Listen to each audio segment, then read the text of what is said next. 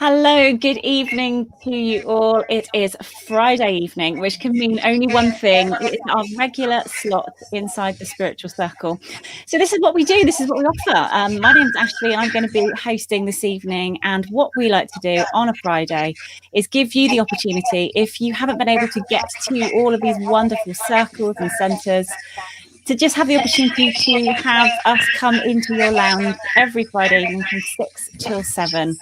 To bring some amazing spiritual speakers, mediums, teachers, healers from all across different types of spirituality into your lounge so that we can ask them questions, interact, and listen to their wisdom, what they've got to tell us.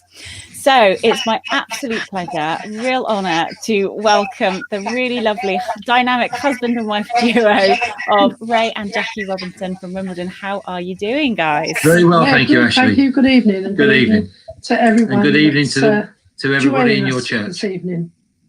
Lovely to be with you. Really, really good to have you with us. We've got 90 years in spiritualism together, 90 plus. Jackie's about 40 and I'm about 51. 43 this year. So 93 years, 94 years combined. Wow. So I don't know anything yet. We're all still beginners. Yeah. Right. Time to skim the top. Yeah, absolutely.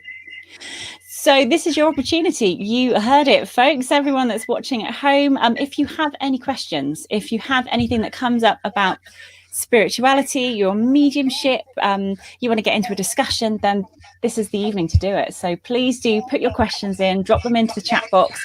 And while you're there, say hello to each other, kind of interact with people that you know and love on the feed that you might pop in, and also welcome some new people. I should imagine we'll have quite a few of the Wimbledon team will be coming online to say hello as well. So please do welcome them.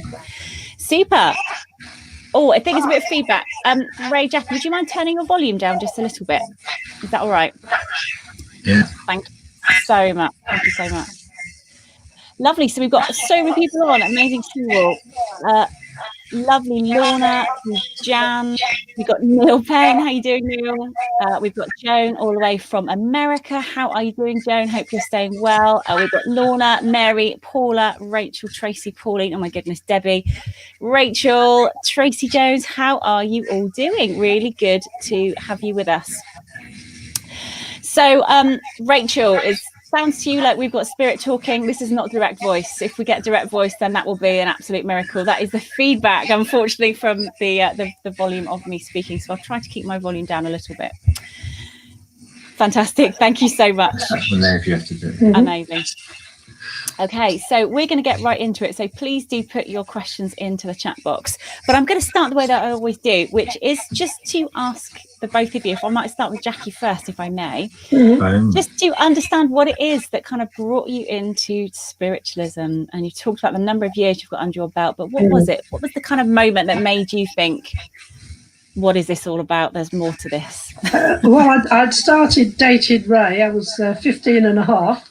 So still at school, and he said, you know, there was a 2 or 3 nights that he couldn't meet me to go out with me, and he didn't want to tell me where he was. I just had to trust him. So after we'd been going out a month or so, then I did get around to say, well, what do you do the other nights? And he said, well, I'm a spiritualist, and I go to a spiritualist church, and, you know, I go out healing and also attend the services. And he literally took me to the church the following week because I was eager to go, because I said I'd always believed that there was a life after this one, and always believed. My nan had passed in 75. Literally, it's her anniversary this week, so 43 years ago. And my dad said, don't shed tears, they'll be for yourself. Your nan's looking at you from heaven, so we have to get on with life. And, the first medium I ever saw on the platform, I was privileged to see Doris Collins. And Doris Collins said to me, do you believe in life after death? And I said, yes. And she said, well, you're a spiritualist then, get on with it. So that was quite wonderful. That was the way that she said it. And from there, I literally became a junior member on committee. And I was sitting in circle at 16. Ray was a couple of years older than me. you know, and I think we'd even been to my first seance, I think, when I was about 17. And we'd had a pulse. We'd had, you know, fantastic phenomena. Wow. And we were also in a position where Ray's dad was part of Wimbledon Church, but he was also very much into raising money for the church. So he was putting special demonstrations on each week of some of the absolute, when I say greatest, it's probably not quite the right word, but the most special and absolutely totally gifted mediums that there were on the planet. So within a very short time, you know, I was involved with being part of these events. And, you know, a few years later, I think it was the late 70s, by the early 80s, Ray's dad had started up a production of Life After Death promotions. Wow. And taking mediums up and down the country to show people that there was a continuation of life.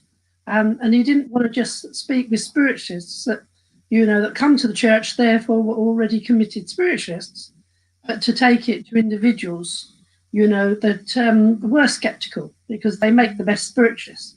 It's having that proof. I mean, literally, I had my first proof within a week or two of being at the church. I was introduced to the then president, Bill Murray, who shook my hand, started to give me a message. And the quality of mediumship was so, you know, fantastic that I remember going home and saying to my mum and being in tears. And my mum said, "Oh, you're not going back to that place? It's made you cry." And I said, "No, Mum, these are tears of joy, because the evidence I've had today could not have been from anyone else but my grandmother, who I'd been very close to." And, you know, 3 or 4 very specific, you know, things that I was told that were my Rock of Gibraltar. Wow. You know, so literally from that, you know, I was sitting in circle, developing as a medium. You know, I developed then as a healer. I've then run my own circles over the years. And then about 14 years ago now, I decided to become a minister separately to Ray, where I'd always been assisting him, because Ray was ordained as a minister in 1985. And then I joined him in 2006 to conduct my own funeral services separately. But I know did one within a week of being ordained, didn't you? I did, and there was over 100 people. And so that was a learning curve, because there was a little bit of delay in the fact the lady that said to me it was arranging the funeral, she wanted to write messages on luggage tags and put it onto the coffin. But what I hadn't realised was that the chapel was completely full, and this 100 people starting to write messages. It must have taken an extra 10 minutes time, and the physically going up and putting it on there. So we were getting very near to, or I was getting near to running late. But, you know, I can tell you a few bits about the ministry a little later. I don't want to go on too much, but that just, in a nutshell, sort of says about, you know, my development from sitting in circle to running circles, and even, you know, updating a medium's training manual. Yeah. So therefore, you know, hopefully I've gone full circle. Yeah, absolutely. Thank you so much for that. And I find it really fascinating, people's spiritual journey and what it is that kind of brings them through the door first, or kind of brings about their first encounter with the spirit world, however that comes about. I'm just so fascinated by that. I'm just really interested in people's stories. And, you know, as human beings, as souls, we learn through stories, don't we? That's why we love a good reading, and there's stories woven through all faith paths. And actually, it's really important that we not only recognise the stories of our pioneers and the people we read about in all of our amazing books, but we actually listen to those people like yourselves who are out working for the spirit world now, and the stories and how you came into it. Because everyone is so unique and really beautiful, and you take little gems away from all of it, don't you? So thank you. Beautiful. Yes. Thank So you. from a very early time, I was very, very passionate about being a spiritualist, you know, in my teens. And literally, you know, on another occasion when I was about 16 and a half in my first real sort of job after school. And there was a friend who was a medium, also worked for the same company, and that was the Old Freeman's Mail Order. and you know, spoke to their magazine people, and we had an article, and you know, it was great because we had like this double-page spread on spiritualism, and that was wonderful to actually go out to people that weren't spiritualists and be able to give that message. And I used to wear all these badges on my jackets, and then people would ask me, you know, different things, different questions. And if I ever had somebody have a negative reply and sort of say, "Oh, I don't believe any of that," you know, "You're working with the devil," I said, "Well, you're twice my age." I said, "You're probably going to go to heaven way before me." I said, "You can come back and apologise when you realise how wrong you were." And then I'd leave it at that. And so the next follow-up question to that for you, Jackie, is, has anyone ever come back through a message that you remember from your time at Freeman's and said, have you ever had anyone come back? Not from my time at Freeman's. We have had sort of regularly over the years people that have come back and said they only wish they'd really taken heed beforehand, you know, and understood, and they could have done so much more if they'd started their spiritual journey when they were on earth. Jackie's dad passed in February this year, and he was an incredible man, but he liked to pint, and it had to be real ale at the right temperature in the right glass, and a medium not long after he passed, within a few days, and he said, "Rick's here, he's got the right beer, the right temperature and the right glass, and this pub never shuts," and he's never been so happy in all his life. Amazing. And your mum came back within days, didn't she, of her passing? Within 2 days. She passed on a Saturday, and on the Sunday night, Ray was given, you know, a fantastic message from a medium. And then the following 2 days later, when I was writing out my mum's eulogy, and I was looking in my mum's memory box, and I looked at her ration card, because they were still rationing until 1953, and remembering the story that she'd told me, that when her first job after school was at Selfridges, where she had been taught to darn stockings because stockings were a precious commodity.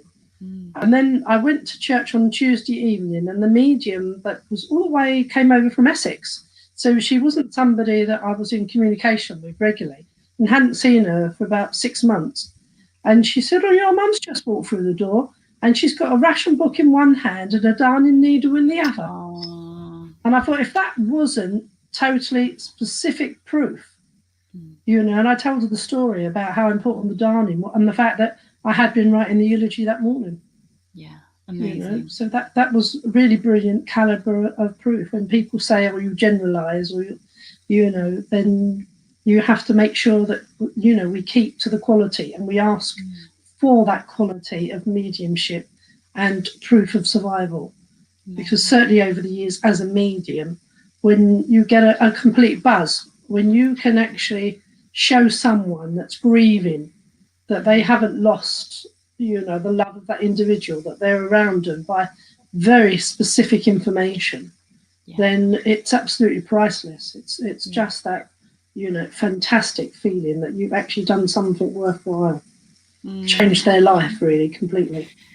You're right. It is life-changing and healing and informative, and brings so much hope and reassurance and all of those things. We're all so blessed to be able to engage with this world and just have this knowledge, aren't we? Thank you so much. You almost take it for granted that, you know, sometimes when you see bereaved people that are outside our spiritualist circle, and you think, oh, if only they knew, they could be so much they could gain, Comfort.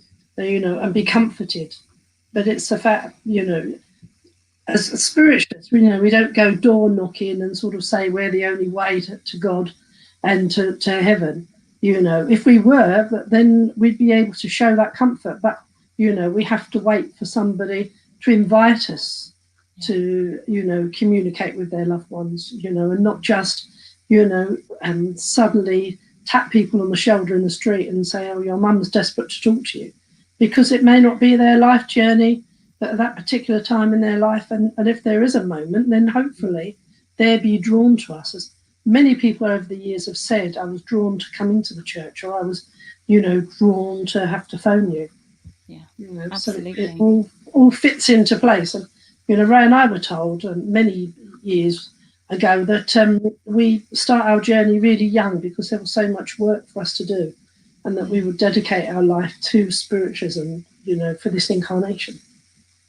Wow, my goodness, we have so much to get into, and there's already some really beautiful comments coming through from people inspired by your story, wanting to share their story about how they came into spiritualism, and we all feel so passionate about that moment, and we're going to get into the ethics of mediumship and how we work and waiting to be invited, and also talking about the standards of mediumship and talking about those golden bits of evidence that you get that you think there is no way that can be anything other than pure spirit to spirit, soul to soul communication. So we're going to get stuck into that and talk about that in a lot more detail. So may I ask, Ray, about your spiritual journey and what kind of brought you into it as well? So I appreciate your stories are kind of intertwined from a very, very tender age. But would you mind just... mine goes back to the age of 6. Okay. Up to then, I was telling everybody I was either going to work for my dad or I was going to work for my granddad, who was a security guard at one of the government buildings in London. And I started telling everyone I was going to be a priest. I wanted to be a priest. I was going to talk about God and Jesus and bits and pieces like that. Now, my next door neighbour, Jesse and Tom, they brought me a Bible, which I've still got at Wimbledon Church. And I walked around with this tucked under my arm, going to school with it. Always had it on me. I think I probably even took it to the bathroom a couple of times, but we'll stop there. And it just never left my side. And as I say, I've still got it. And that's given on my 6th birthday, and I'm 62 in about 8 weeks' time. So I had that a long time. And that age, in 25th of November 1965, my granddad Harry passed to spirit. I called him Dada, and he passed to spirit. And within days of his passing, he was talking to me in the bedroom at the end of the bed, chatting away to me, saying, now go and tell Nanny I'm all right. I'm not dead. I'm alive. And I'm saying, oh, Granddad, oh, Dada, I'm so pleased. And I rush downstairs and tell Mum and tell me Nan, and they'd sort of look thinking, a bit of hysterical madness going on here. And the only time I would get a bit upset, because I'd go and hug him, say goodbye. We're big huggers in our family. And he always disappeared. And then I started seeing a person who I now know to be, I'm not saying this man's my guy, but I started seeing this person, Pope John, or somebody like him. It was before Pope Paul VI. And I started telling people at school I was seeing God. I was speaking to God. I was looking at God. And they say to me, why do you think he's God? I said, because Jesus said, wherever suffer little children to come unto me, forbid them not, for such is the kingdom of heaven. And this old man sitting, dressed as I would have said like a cardinal of the Roman Church, and had all these children playing around him and talking to them and throwing balls with them and stuff like that. And school were a bit anxious about me because they honestly thought I'd taken my Dada's passing too personally. And I carried on seeing spirit right up to about the age of 11. And I had a very nasty dream about something that slightly escapes me what. It's to do with something to do with space. And I told Dad, because we've always come from a family where we can talk to Mum and Dad. I'm very lucky like that. And I know I do the same with my two, or we do with our two. And Dad said, I've got a mate who can help you. And he said, I said, also, you haven't got a mate who's good at electrics. He said, why? I said, I've got some physics. Well, he said, well, as it happens, he's an electrician. And he told me about parallel circuits and alternating current and helped me with my homework at the time. And I met Bill about 2 or 3 days later.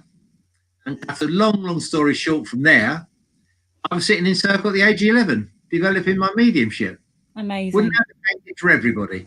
Nothing nasty happened to me. I was very strongly supervised by my mum, my dad, mainly my dad at first, because my mum followed me into spiritualism. But Mum would be in the circle with me, and a couple of other grown-up people who are highly respected, and they encouraged me with my mediumship and my teaching. And I couldn't just give a message by saying I've got a man standing there. I had to give the communicator. Very old-fashioned word, but I had to prove the communicator. So I'd have to say, I've got a man here who's claiming to be your dad or your uncle, your grandfather, next door neighbour, whatever. get a name, getting a description of the individual, just not saying he loved you. My mum hated that word when my dad passed. Say, oh, Hazel, Dell's here. He said he loves you. Mum goes, I really know he loves me. Give me a message. Yeah. And we were spoilt by that in our early days, weren't we? We really did have some interesting, wonderful mediums who were also characters. I don't think we have characters anymore. One man who's called Fred Reynolds, and we called him Beg Your Pardon, because he'd turn away looking at an empty space like I'm looking now and go, Beg your pardon? Really? Really? Is your mum telling me this? And then go on with the message. I sat in circle till I was about 16. And then I suddenly thought, I want to do a bit of growing up. And I discovered something wonderful and exciting. I discovered lager. So I was having a few beers. Never what I call drunk, but, and I've always told, and if anyone asks me this question, I will tell them, you should never mix the two spirits. So I sort of left spiritualism. No, I didn't. Left the circle work for about 4 or 5 months. Went round visiting the spiritualist churches with Bob and Jean Bassett. Jean was practicing to be mass medium, and got to know Jean. I worked with her a couple of times, and we went out and we had some fun nights, to be honest. And but we never drunk when we did these things. So perhaps afterwards, and I'll say perhaps, but it wasn't often, because very frowned on drinking, mixing the two spirits. And I went to church. I was around about 17 and a bit, I think, when we met, wasn't I? Yes. And my nan held the raffle box. Sorry, my dad held the raffle box. My nan pulled out the ticket, and I won a private reading with Jessie Nason, who was a very well-known television medium at the time. Very first one ever, if I'm correct. And her family out there, if they're listening, will tell me if I'm wrong. But first ever medium to give mediumship on television in the David Frost show. Wow. And Jessie went to Jessie, and she gave me a message, and it's a long message where I won't bore you with it all, but she basically said, you've met someone called Jackie. Her surname, I keep trying to get her surname, but I see an L, letter L, a ring, and a ton weight. Now, Jackie's maiden name was Ellerington. Very good. And I said, oh, I'll give you that. You can take that one. And cut a long story short, Jackie met Jessie a few weeks later. She said, that's the girl you're going to marry, and I won't be at your wedding, because I would have had a row with your dad. Well, she did have a row with dad about 2 or 3 weeks before the wedding. And I said she only did that to make her message 100% instead of just 95%. We were very lucky. Sue made up the but my mediumship development was quite strict, quite controlled. I had to... Some mediums of today, and sometimes in the past, would suddenly go up to someone and start giving them a message. Yeah. I was trained not to do that. Truly was not trained to do that. I started giving private readings, and you're going to laugh at me here, Ashley, in a pub, in the back room, because this big room, but extension had been built in a pub in Brixton called the Gresham. It's not there anymore. And I go in with my Crombie overcoat, my Trilby hat, and people would come in and chat to me. And I'd buy a bottle of light ale to start with on the table, and never drunk it till I'd done probably 3, maybe 4 readings. And this man came up to me, and people shook my hands and everything. And he said to me, here, mate, because I'm South London, Brixton, you're not a bleeding gangster, are you? I said, no. I'm doing church work. He went, oh, not that old chestnut, church work. And I told him sort of what I was doing. He said, no, I'm happy. You're bringing in 4 or 5 people, they're buying a couple of drinks after you've spoke to them, and you're buying a drink, so I'm happy. So I carried on doing that. My circle leader, Bill, was very, very, very dissatisfied with me doing it, because he then pointed out the negative energies you could pick up in a pub. And I said, no, I'm protected, I'm fine. But I did stop doing it. And then was doing them at friends' homes for their friends and their relatives. Because one thing I'll say to anyone who's listening out there, who's practicing and wants to be a medium, and I've done the same with my Ashley, or our Ashley, private readings is the best way to start developing your mediumship. Yeah. And the better you get the nose, the more challenging that is to try and get that life after death proof, that evidence. Yeah. And the rest is sort of got involved in church.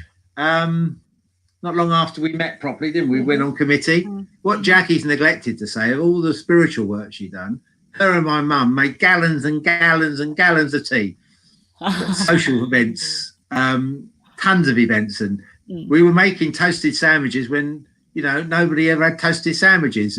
We really got the church lively and exciting. And my dad would get, because Dad being an ex-greengrocer and the president at the time, or another president at the time, Jimmy Collins, they would go to Spitalfields Market and go to, literally, it's a slang word, blag a load of stuff. I know blag has another meaning, but blag a load of stuff and sell it on at the church and then give it to local charities, what was left over. And, you had all these very posh speaking Wimbledonites going, oh, is that a cocoa nut? Stick it in your bag. I'll show you how to do with it in a minute. And it's been a fantastic journey. The Wimbledon Church, when we first went there in about 70, 71, was in debt, had no money. Yeah. And this is a true story. Our then vice president, who became president, Jimmy Collins, used to own horses and he liked to bet. And one day he wanted to try something out. Don't advocate this to anybody else. But I was going to say, if you're running a church, then please make sure you're covered with gambling laws. Yes. But basically, what he said was, Lord, if I win today, I'm going to give £10 to the church. And he won. A rank outsider. And then within about 6 months, he paid the church debt off. And the then president was standing there grinning as Jimmy walked in on church on a Sunday morning and go, here, Jack, stick that in the safe. That'll be fine. And we paid, it was about £600-800 we owed to the SNU building fund. And he paid it off within months. Maybe a year, but within months. But he never asked again, Jimmy. He never asked again. He just did it for that debt. We had no carpets, no curtains in the church. We managed to raise funds to do that. We instigated a fantastic Remembrance Sunday service. We had a live jazz band playing and singing songs. We had members of the British Legion come in with standards and prayers and 4 or 5 mediums sometimes, didn't we? Doing messages. So, and the poppies. And the poppies coming down off the ceiling. Oh, So amazing. It was quite, we still got the machine for the poppies because we use it for weddings and confettis. But cut a story short, I've always was very much at the time towards both the SNU and the Greater World Christian Spiritual Association. And very early on in my development, I knew that the SNU didn't want to mention the word Jesus anywhere. So Bob Bassett, who I've mentioned earlier, got me books and interest and introduction to the Greater World. My dad took me over there one day. I joined the Greater World probably about 16, 17. And I worked there in the end twice and ended up their general secretary for 9-10 years, I think. But I can't call myself a Christian spiritualist as I probably would have done once upon a time. I had Jesus in my life. That sounds very evangelical, but it's private and it's personal. Yeah.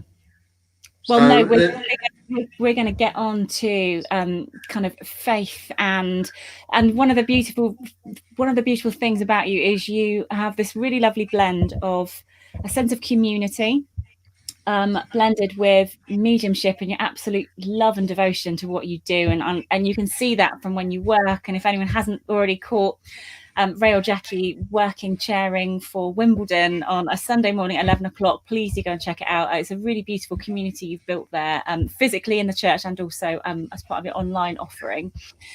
But as well as that, more than that, I think because of your ministry work and because of your reaching out into the community and offering funerals and weddings and blessings and really being involved in people's life for those moments when they need you, you've got a really unique insight into what it is to be a spiritualist and a spiritual person, and your feet on the ground. You've got to have your feet on the ground. So I'm really fascinated to hear your story. And there's so many people that kind of have remembrances of some things you said. Mary Dixie was talking about some of the things you're talking about with kind of Wimbledon Church and loving what it is that you do. So you talked about supporting other mediums and the fact that you had this really disciplined start into your mediumship. Can you speak a little bit about kind of your approaches with new mediums? And I'm thinking specifically if there's anyone that's on this evening watching who's developing their mediumship, was progressing along really nicely, and, you know, as a result of lockdown and the fact that circles aren't available and churches weren't holding services and circles weren't running, they kind of feel like their wheels are grinding a little bit and not able to work. Have you got any advice for people in that position? Totally advocate that they get used. I call it StreamYard, but it's StreamYard, Zoom, to communicate with like minds. That's very important. And if you've got friends and you're a working medium, he or she, and you've got friends and you can practice on the friends, practice on your friend. And then if you say, oh, well, I know Ashley too well, I'll say, well, there's things you don't know about Ashley, which her family can give you. Yeah. And that's all part of this practice. What we've been doing this with Ashley, my Ashley, or our Ashley. I keep saying he's mine. He's mine, but he's a good boy, and he's better than his mum. Ashley's trying to develop this, a sort of two-way communication. So there's actually a communication, just not going, well, they're telling me this and telling me that. It's, for argument's sake, Ashley, if you had a message, Ashley had a message for you, and you say, oh, that's mum. Yeah.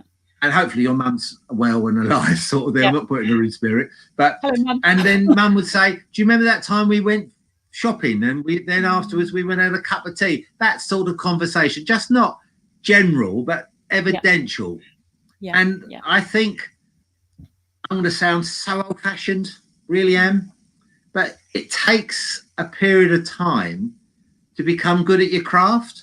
Yes. If you was a carpenter, master mason, painter and decorator, bricklayer, whatever, you have to learn your craft. And mediumship is important to learn that. I studied not just only the mechanics of opening up and closing, but I learned about the history of spiritualism. I learned how our pioneers went forward.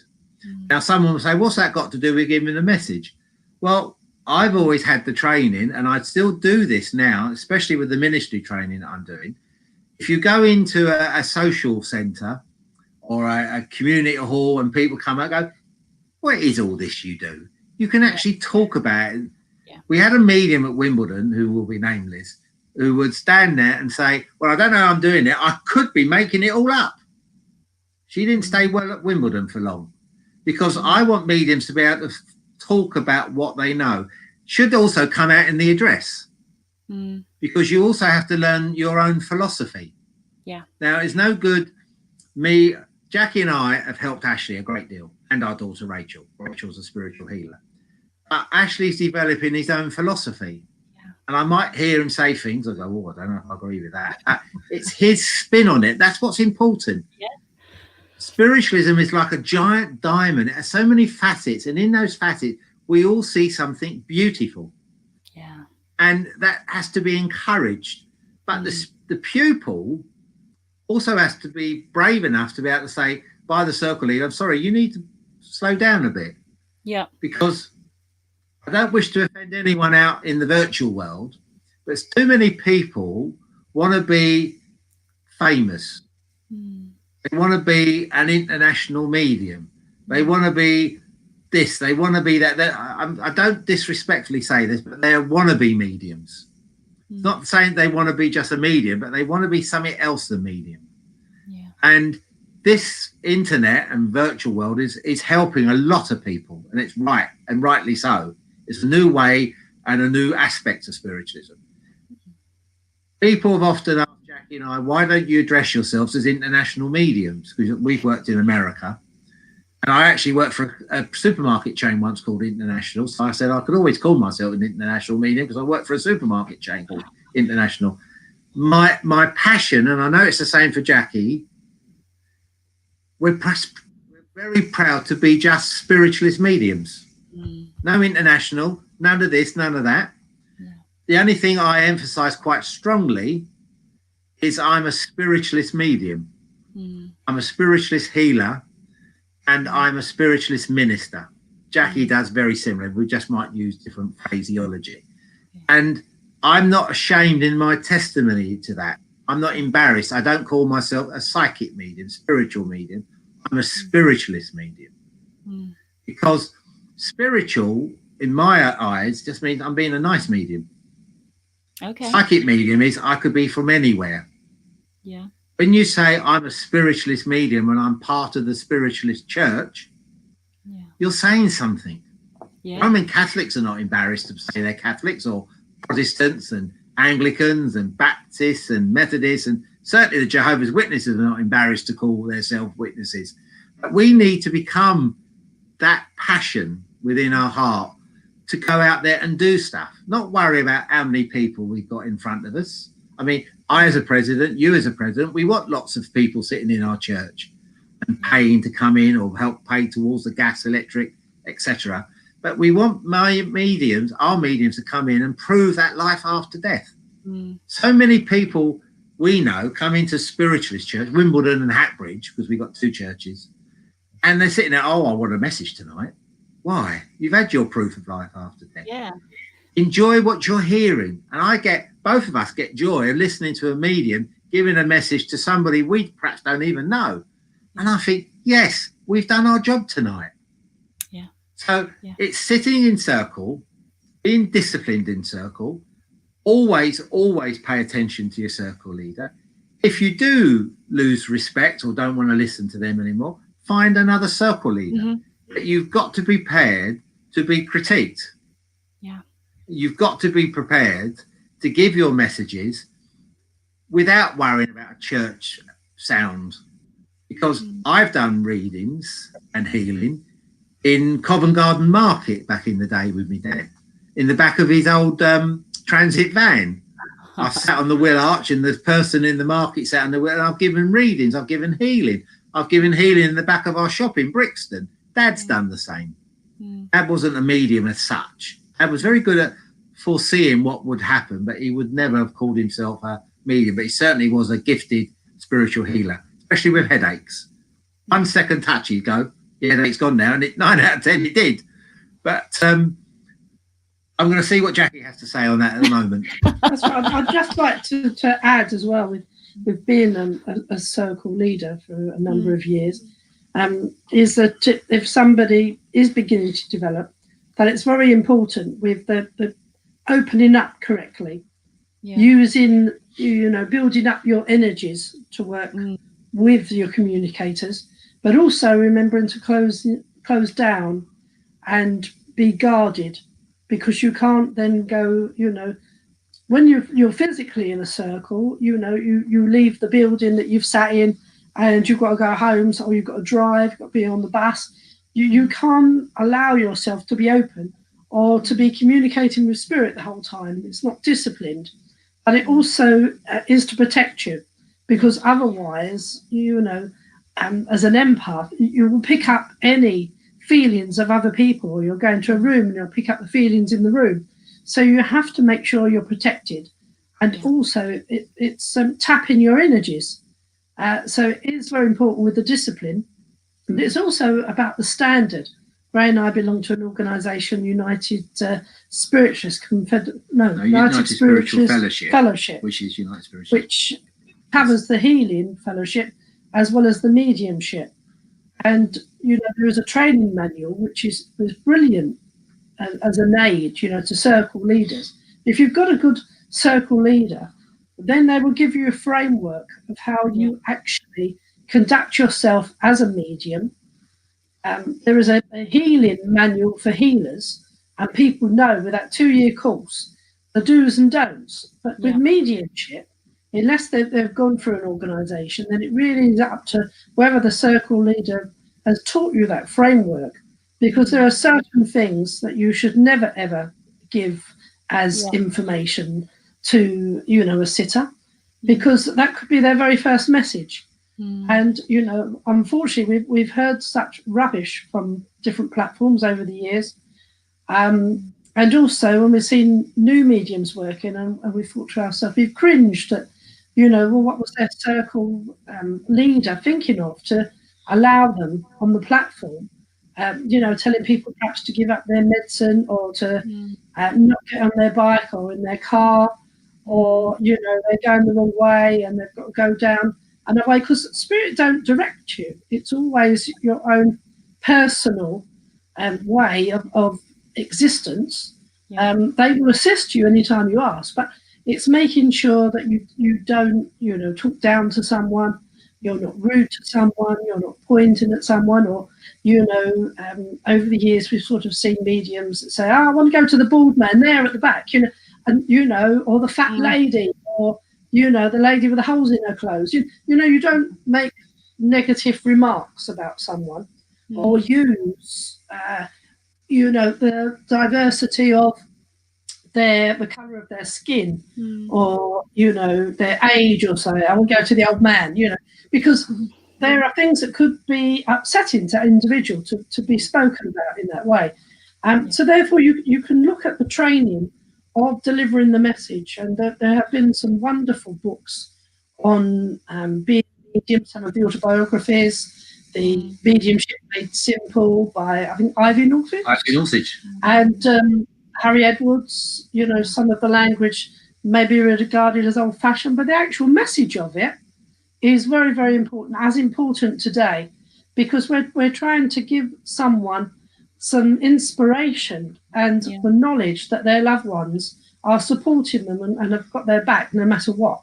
We're not, trying to say, you should do that or you should do this. If anyone, during the course of a reading says, oh, I want to know if I should take this job, or if I'm going to have a new boyfriend, if I'm right with my partner, it's not for us to make those decisions. It's not for us to say, oh, well, your mum's in spirit and she says that you should break it off with him, or you should leave him, or, it's personal responsibility. And it's also not our place to do that. Absolutely. So, a new medium needs to look at the framework about do's and don'ts. It's about, on the do list, making sure that you identify a communicator, that you give very specific information that isn't just a generalization that anyone in the room could actually accept. So, you need to pick out at least 3 or 4 elements which is very unique to them. And you also need to make sure with the don'ts that, as I say, that you're not using the platform for your own opinions, for your own way of putting your angers across, or your own discriminations and things. So it is an incredibly responsible work as a medium, and it's not something that should be done lightly. It's not something you're going to make yourself rich with. It might be something that you can just about have a very simple lifestyle with, but normally you need to do a physical material day-to-day work to be able to enable you then to work as a medium in spare time and to give up evenings. And many of the mediums of the heyday in the 70s, 80s, 90s, I've got 5 decades of 9 different mediums, would just literally give of their self just for the price of their bus fare or their train fare. And that's the one thing I've noticed in recent years, that mediums seem to be expecting to have, I must have a minimum at least 20, 25, 30 pounds, because that's the going rate. And I believe that in SNU churches, mediums are told that they should have expenses of a certain amount, because that's what some of the mediums have said. Oh, I've been told, that I should be charging at least this. And it's very sad, because sometimes, you can have a very small congregation of 5 people and the medium will want £30, and you're thinking, well, actually, they must know that their own personality has not yet allowed a big audience as such, that the congregation has not been drawn to their personality yet, or that they're unknown, and that they need to put those years in to actually be at the standard where people know that they're going to get a very accurate message. And it should be uplifting. If you have if you can practice your own personal presentation of delivering a message, having a communicator and delivering a message before you going on to the next one, then you know that you're in the right ballpark. Yeah. So, you know, they're just some elements. And of course, you know, if you are in lockdown and you can't get into Circle, then there are so many pieces of old footage of many pioneers of spiritualism that's out there to look at the standards, you know, to be able to tap into a Gordon Higginson demonstration, or, you know, Doris Collins, Doris Stokes, Jessie Nason, William Steele, so many of them, and you can get that. So just because we're in lockdown, it shouldn't mean that you're not working as a medium. So you can link with healing, you can link developing your technique for meditation. You know, don't go into sort of areas of things you don't know, stick with what you do know. Don't suddenly develop trance by yourself, you know, use the support of a circle and a circle leader. But you can certainly develop your ability to write out a opening prayer, practice the opening prayer and closing prayers, invocations. You know, we want to invite people. We want to invite our spirit friends, loved ones. And also, you know, practice with the addresses and the purpose of an address and the delivery of an address, as well as the delivery of the mediumship. And also having the discipline as well with messages to actually say, you know, I'm going to give at least 5 minutes, but I'm not going to give more than 10. Because there's nothing worse than seeing a demonstration and then finding that the medium has spent 15, 20 minutes for someone. Because to me, that's a private reading. And it's not discipline. And then if you've got 10 people in the church and they've only gone to 2, then you've got 8 semi-disappointed people.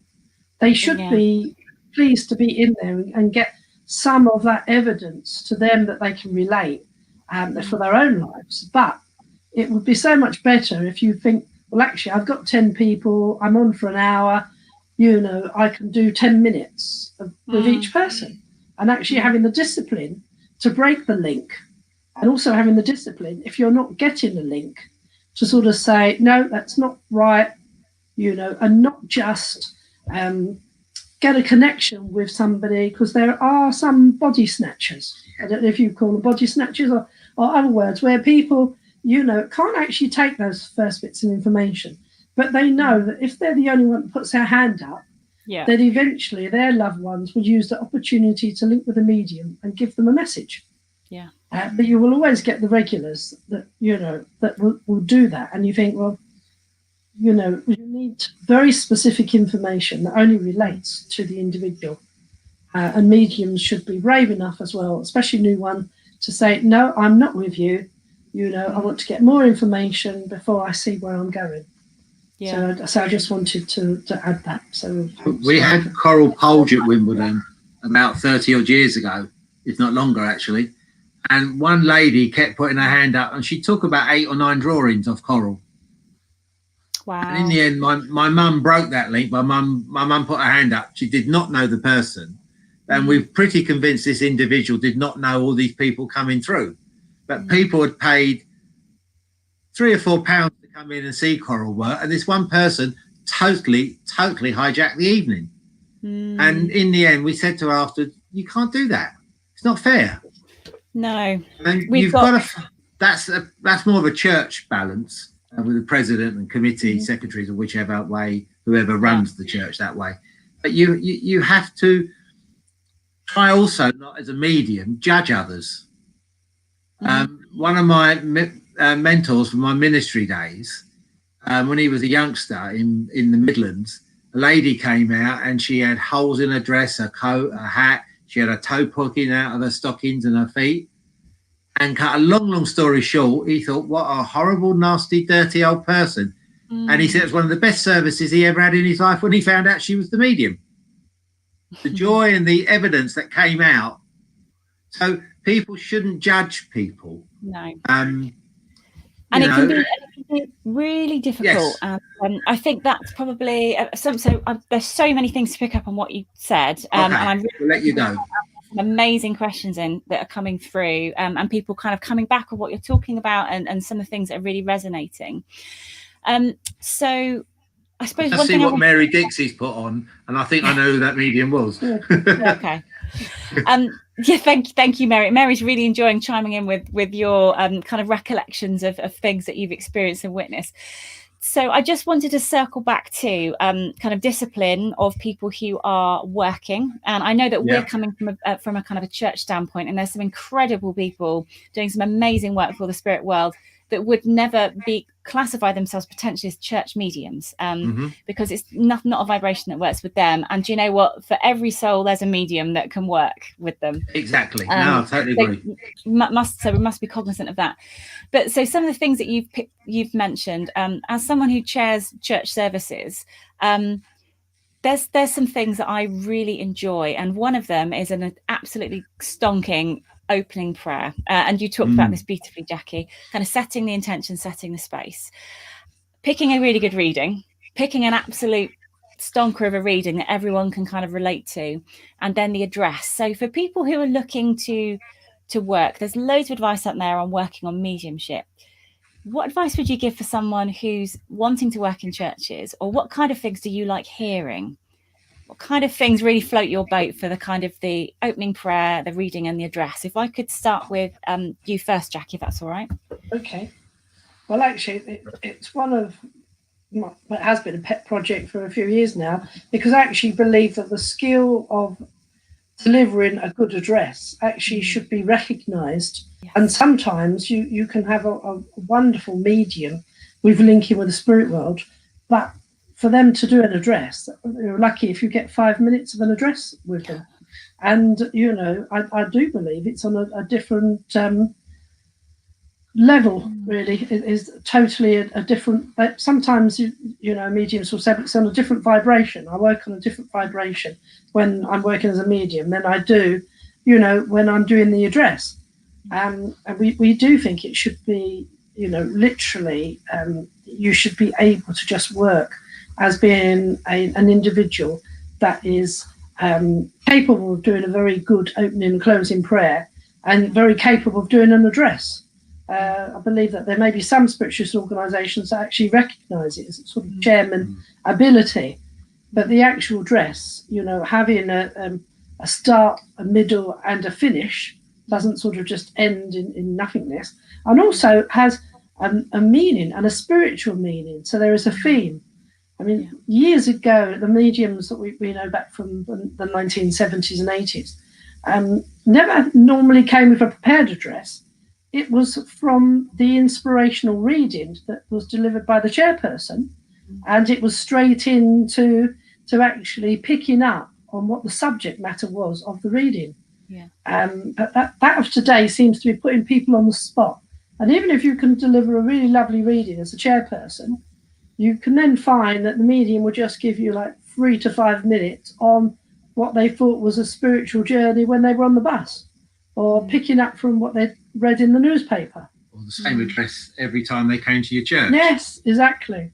Back in my youth, we had a lady, a medium, who said, by popular demand of the church, I'm giving you the address on what? And we all went, we didn't. We really didn't. And when questioned afterwards, and she was probably in her late 60s, maybe even early 70s, I don't know another address. Yeah. And she'd been working as a medium for about 40 years.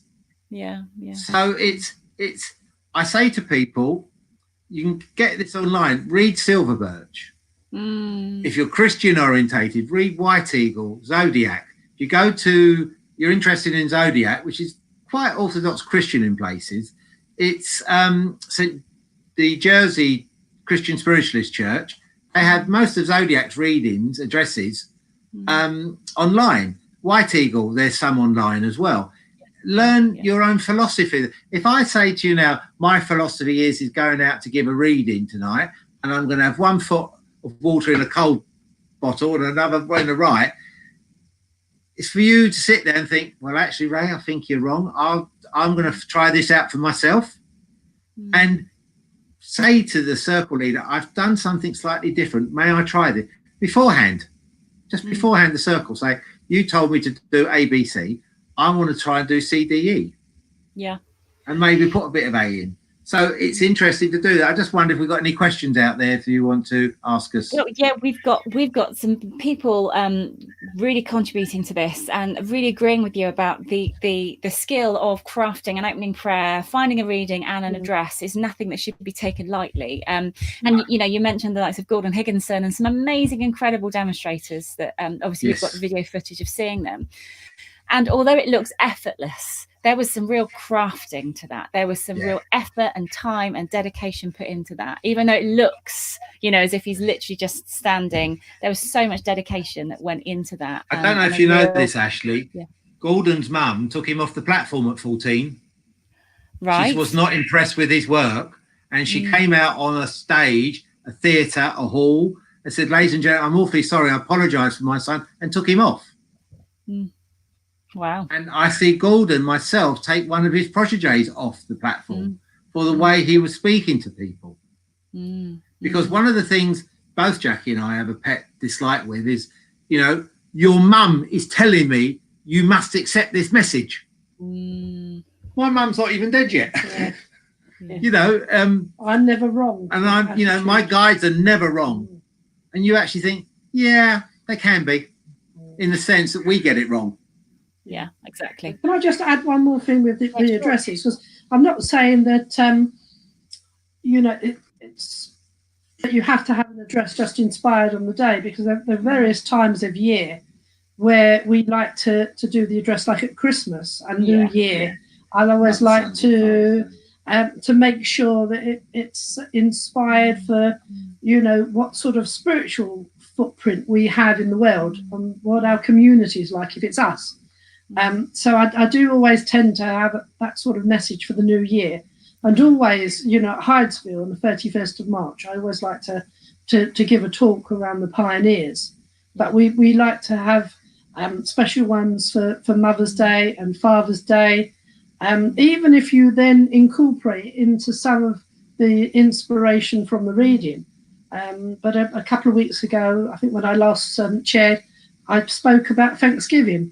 I did a Thanksgiving healing prayer because it's a time, obviously it was Thanksgiving in America yesterday, but for us all to be looking and reviewing, you know, where we are in life and what we're thankful for, and about looking at that glass half full, and about keeping, you know, the light burning really as light workers. So there's always should be sort of the essence, even if you are building up as though it's the skeleton of your address that you want to put a message into, and then be free enough to adapt it to part of whatever, you know, the reading has been given by the chairperson.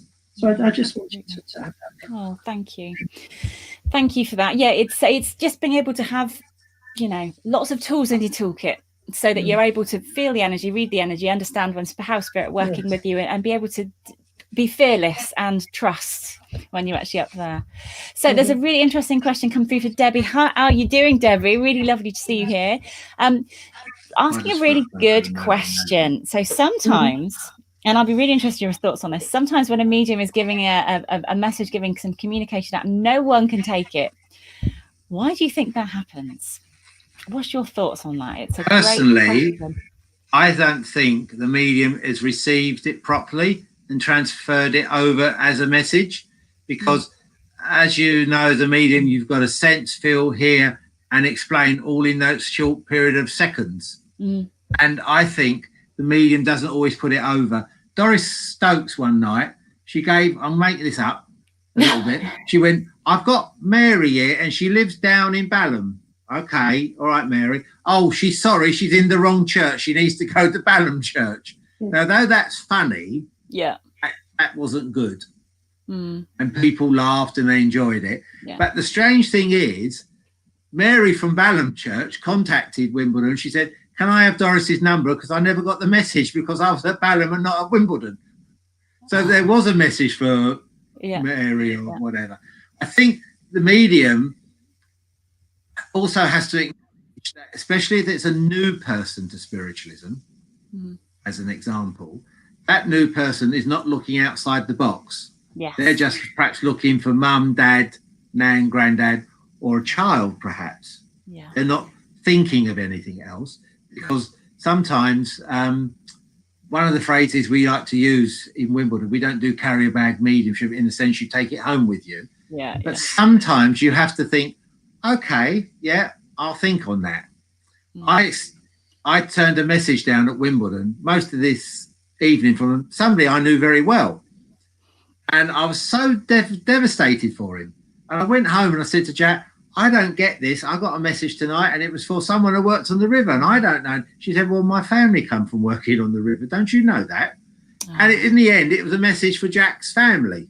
But because I wasn't looking outside that framework, and so many people, in my experience, are coming to listen to their wife, their husband. Yeah. And they don't want to think of anybody else. And sometimes it's somebody so vague, maybe the medium hasn't put it over well, and maybe the person's not listening well enough. And can I just add to that, Ray, by saying sometimes, and I know Ray said if somebody's new, they might not quite understand, but even people that have been coming for years, you know, the medium can suddenly say, well, I've got somebody here that's telling me they lived, you know, by the sea, or you've got connections with the sea, and they say, oh, no. And then, you know, the person a few minutes later says, oh, my brother lives at the sea. They've not put the two together. Or, you know, I mean, once we knew a gentleman that gave up being a medium for many years because he said, if I get one more note, that's it, I'm sitting down and I'm not doing it again, you know, because I'm obviously, you know, rubbish at it. And when we came off the platform, the woman came up to him and said, oh, well, I was with my friend from the office, so I didn't want to admit, I didn't want to take the message. And he said, well, it's too late. You know, I've given up. That's it. I've had enough. You know, so it worked for about 10 years. You know, but it's because somebody doesn't want somebody else with them to know, or, you know, about what's going on. And it's one of those standard issues, again, with mediumship, is that you don't give things that are too personal. So if something is, you know, not being accepted, it may well be that somebody is actually taking that message. They're just not prepared to admit that they're going through difficulties, you know, and that they can't look to sort of see. And as I say, it's opening the box to in-laws, to sort of your siblings, you know, your children, school friends. And sometimes it's the interpretation the medium has for what's coming over. You know, sometimes we should just give the message as it is before putting an interpretation, because there are always 2 or 3 different ways that you can understand a message. You know, you could give someone, for instance, a boomerang, and you could see a boomerang, you could say, oh, you've got links in Australia, but it may be that something's coming back on someone. You know, so there's 2 different ways you can interpret that boomerang. I'll tell you one thing, I'm dyslexic. For my very early days, I had a very small vocabulary. So once I learned a wider language, as it were, my mediumship got easier for me to be able to put things over. And I listen to certain mediums, and Jackie know who I'm talking to. You can tell where they work by the language they're using. Right. It's very precise. It's very talking about an upward trajectory, and we're doing this and we're moving forward with the trench, the footfall of this and that. And I think, I know where you're working. So you do pick up things yourself, you don't realise. And mediums, sometimes, I remember once saying to somebody, this totally doesn't make a thing to me. I've got to give you 3 matches. Okay. And I said, sorry, I've just wasted your time. They said, no, I've been waiting for that for about 20 years. Oh, that means so much to me. And so we were told, and the idea again being in circle, you learn what the rubbish is. And sometimes rubbish is a meaning to somebody. Jackie's dad got a message from Gordon Higginson once, from Rick's dad, and he said to Rick, words to this effect, why, he's telling me he worked here. Well, he can't have, we're on the river. And Rick said, well, it was a stevedore on the Thames. So, but Gordon didn't think of that himself, as he said. He never thought of dockers and people like that. So you have to look at the whole thing, and that's the idea of sitting in circle. You can make these errors. You learn from these errors. You've got to learn your symbols in circle. Someone might see a key, and that means a new house. Yeah. And I'll tell you, my pet niggle is when a medium say to me, well, I'm different to most mediums. I work in love, and I work joyfully. Well, if a medium isn't joyful and work in love, they perhaps shouldn't be on platform. I think there's different levels of the joyfulness. I would probably Jackie and I would be probably quite down compared to our Ashley, who's more jocular. And I'm not putting Ashley down for that. If I was working at your church, we would practically dress up to attend your church, or bring clothes to change into. Ashley's happy to turn up in a shirt like this and trousers and slacks, and we're all different. And that's what makes, again, that facet of spiritualism. Yeah, absolutely. And absolutely. Going back to, people were happy to sit and train for healing for 2 years. I know Reiki healing is a little bit different. Spiritual healing is about average throughout the major organisations in the UK. It's 2 years, but they want to be out circle within 6 weeks. Yeah. And because they went to Spain last week and gave a reading on the beach, I'm an international medium now. Doesn't quite work like that. No, do you know what? You've raised so I'm many. not criticising people. No, I think it's just kind of managing expectations. It's managing expectations, and there's some brilliant points, and it's really lovely that Neil's on as well. I know he's absolutely passionate about this as well. Just having kind of that respect for the lineage of kind of your teachers and the amount of hours that they've put into working as a medium. And there's a big responsibility as well for people that run churches to kind of maintain the standard of mediumship by virtue of encouraging the congregation to be a good congregation. That's really important. And also just supporting the mediums that are there and kind of supporting them in the delivery of their message, but also, you know, making a stand when it's not great and kind of offering a little bit of support to them.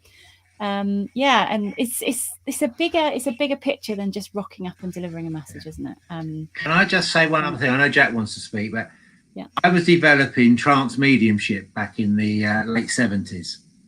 And my dad was very anxious about me doing that with my guide and stuff. And he phoned me up one night. He said, you come over and meet some friends of mine. And he said, I want you to do a bit of a sit-in. So I was a bit reluctant, to be honest.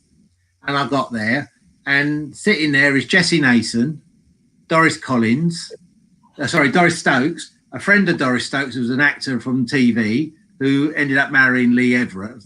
Don't mean it like that, but he married Lee. So he knew a bit about psychism and spiritualism. My mum and dad. And we were very nards, weren't we, with my dad? I could have murdered him. And they both sat there, Jessie and Doris said, and I said, well, I normally like a piece of music. And she went, well, Barbanel doesn't have pieces of music. He just speaks. And I thought, no, there's some intelligence there. And you can get closeted, as you rightly said earlier. I do think there's mediums for churches. There's mediums for the public big dems.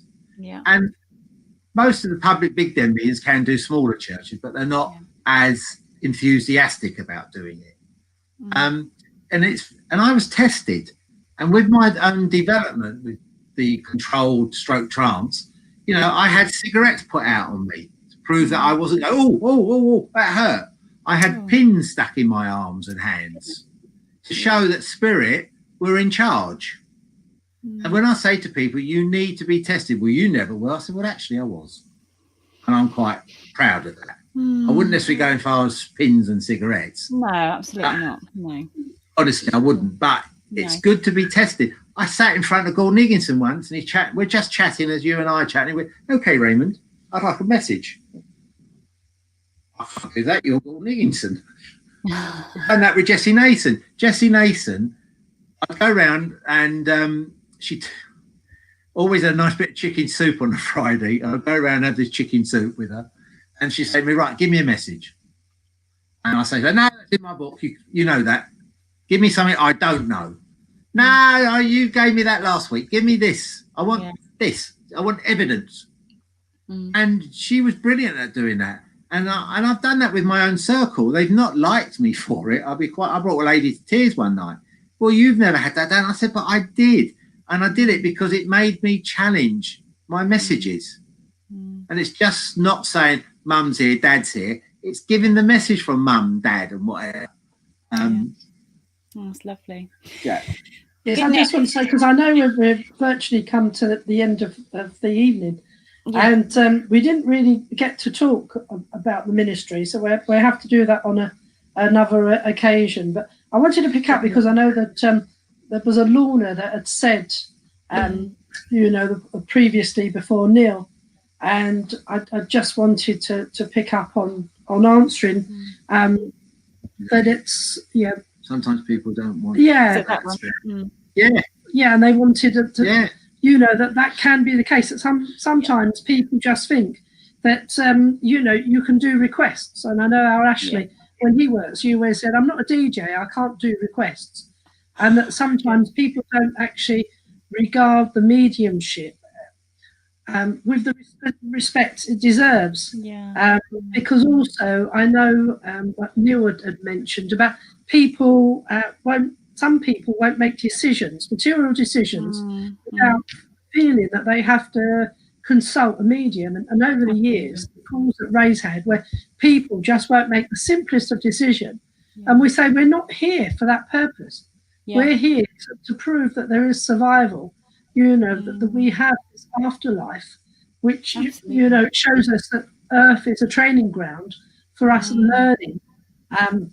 So it is that our spiritual journey is important, not whether or not we get on that bus at 5 o'clock, or we take that job, or we give our notice in. So that's important, to give messages the reverence that they deserve, and to not ask these what I call frivolous questions, because we're not there to answer questions. And in fact, we have to also remember that we're not there to tell fortunes. And we say to people, we won't read fortunes, we won't read the future, that it's illegal to read the future. If you tell someone they're going to win the lottery and they haven't won it in that year, then they can sue you under the new Consumer Act to replace the old Witchcraft Act and Mediumship Act that was repealed in the 1950s. So it's important to make sure about the type of message you're giving, and it's about proof of survival, and the message that should then be uplifting, and not about whether or not you're ever gonna find a new partner or have a yacht or be rich or all sorts of other things. We had a lot in America. Am I going to meet my new husband? Yes. I need a new husband. Is he going to be rich? Exactly. That isn't us. And we worked. We know we're over time. Doubly once with a man who Jackie gave some fantastic, I think, evidence to this man, and he threw down about $200 or $300 because he wanted more. Yeah. And he just kept throwing this money down. And I coined a phrase from Gordon Higginson. I said, "You can't afford me like that." We want to double his reading time and everything. And you can only do, I think personally, private readings should be no more than 30 minutes, and I think can be done also in 20, because in the end you're repeating yourself. Yeah. Oh, that's lovely. Well, do you know what? Actually, we've got so much still to talk about. We didn't even get a chance to talk about the ministry and kind of your thoughts on prayer and so many other things that I had on my hit list to talk about. But happy to come back another time. It's been really lovely. And you might not want us to come back another time. We talk too much. It's all those years of knowledge. It's really, really good fun. And thank you everybody who's put questions and comments and got involved and put their thoughts, and Mary remembering times in Wimbledon Church and some amazing mediums. So thank you for the memories as well, Ray and Jackie, for mentioning some amazing mediums that we haven't heard of for a little while, and giving everyone some real food for thought there to think about. If you're on your own mediumistic journey at home, or you're interested in starting, or you're a platform medium, I'm sure you would have got a lot of valuable knowledge from two people that have been involved with this. I don't want to take anything away from you, Ashley, but if anyone wanted to contact us, I'm happy for you to pass over our contact details. Mate, lovely. And I mean that sincerely. On anything within spiritualism, between Jackie and I, we do our best. And if I can't answer the question, or Jackie, I'll find somebody who can for them. And I mean that sincerely. So thank you, Ashley, so much, both of you. And thank you for everyone who's watched this evening. It's always lovely to kind of get cozied up on a Friday evening and talk to some incredible people. So from all of us here within the circle, thank you so much, Jackie and Ray, for all of your service and all the work you continue to do online during this really challenging time. Keeping the doors of Wimbledon open is really important. So we're going to say cheerio for this evening. Thank you so much, and we will catch you next Friday. See you later, everybody. See you later, Jackie. Bye. Ray. Bye. Bye.